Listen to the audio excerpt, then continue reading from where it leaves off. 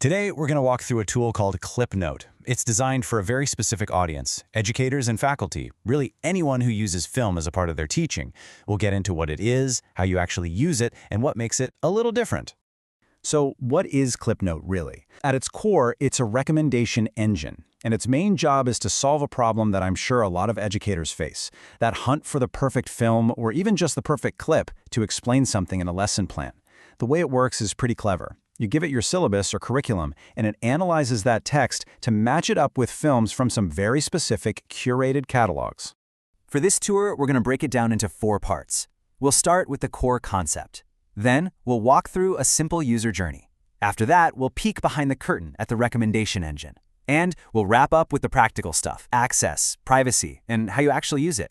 Let's dive into that first section, the core concept. And the big question here is, why? Why do you need a specialized tool just for finding films for your class?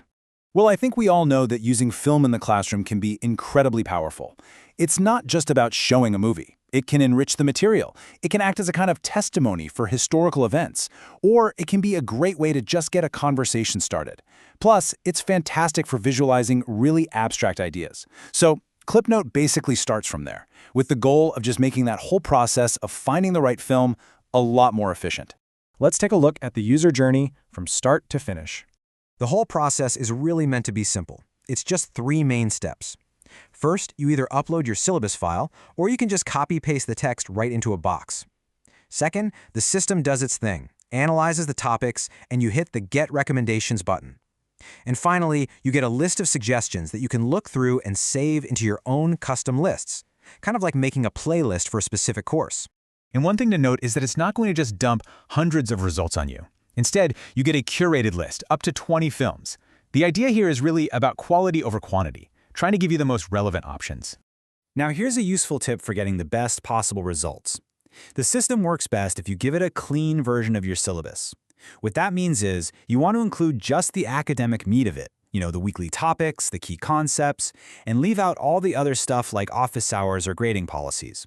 That really helps the engine focus on what it needs to find the right film matches. Okay, so that's how you use it. But what's actually going on behind the scenes? What makes this recommendation engine tick? And how is it different from other tools you might already be using? And this really gets to the heart of it.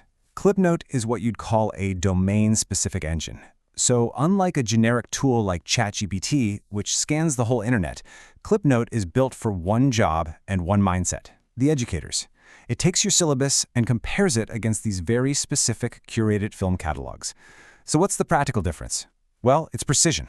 For example, if you ask a general AI about social contracts, you might get a bunch of action movies. But Klipnote, because it sees the academic context, is much more likely to point you to a documentary about philosophers like Rousseau or Locke. You might be wondering, where exactly are these film recommendations coming from? Right now, the main source is a proprietary catalog called Movie Discovery, but the system is built to grow. The plan is to add more film databases down the road, which will just make the recommendations even broader. Let's move on to our final section, which covers all the practical questions you might have about accounts, privacy, and how to actually watch these films. First off, you can use the platform anonymously. You don't have to register unless you actually want to save your film lists for later. About privacy, and this is pretty important. The syllabus you upload, it's never stored on their system. The moment you leave the page or upload a new one, the old one is deleted. The only thing that gets saved is the actual recommendation lists you decide to keep in your account. So you've got your list of films. How do you watch them? The recommendations are a mix. Some will be open access, but many will come from premium academic film libraries, like Knopy or Alexander Street. Now, getting access to those really just depends on what your school or university subscribes to. If your institution has a subscription, you should be able to watch them directly. And looking at a tool like Klipnote really brings up a bigger idea to think about. As we see AI becoming more and more specialized for very specific fields, it makes you wonder, how are these kinds of domain-specific tools going to change the way we all search for information in our professional lives? It's something that goes way beyond just the classroom.